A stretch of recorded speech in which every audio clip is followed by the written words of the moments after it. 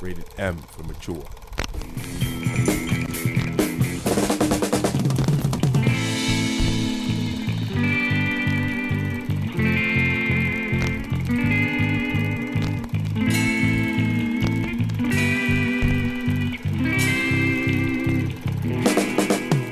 The tone of this game, as we've said, is very sort of grindhouse, very exploitation, but it's really deeply rooted in 70s movies, buddy cop movies, chase movies, blaxploitation movies, if you wish. It's got all that feel in there, and they've watched many thousands of hours of video and DVDs have been on in players while people are ostensibly working. It's that whole theme's very much core to what we've done, and they've utterly immersed themselves in it.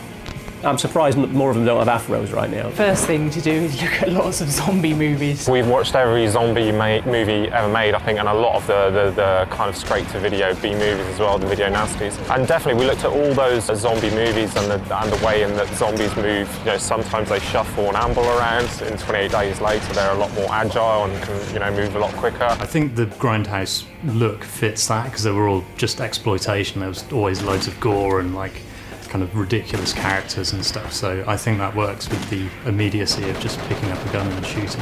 Well, we've really tried to pull that together in all of the levels, I mean, in different ways. You know, the cool thing is that each of the level has almost been presented as a kind of a film in its own right kind of thing. The music is kind of lots of funk. We have some rock in there.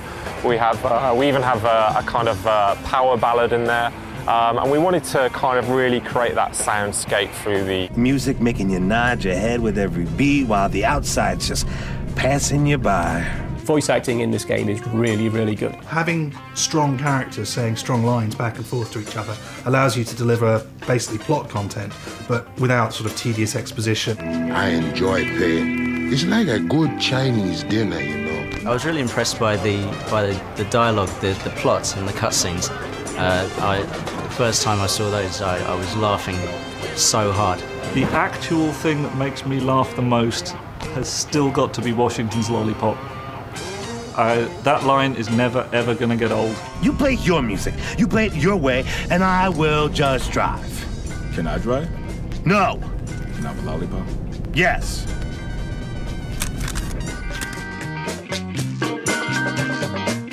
If we were going to do the B-movie genre, we were going to do the B-movie genre. Do you know what I mean? We were going to go to town on it, and they kind of like have given me and the team the kind of like freedom to explore what we wanted to do and just kind of run with it, really. Which was brilliant because we then knew that we were doing full-on exploitation and gore and dismemberment and blood everywhere and swearing, and that was great because it basically allowed us to be as creative as we liked.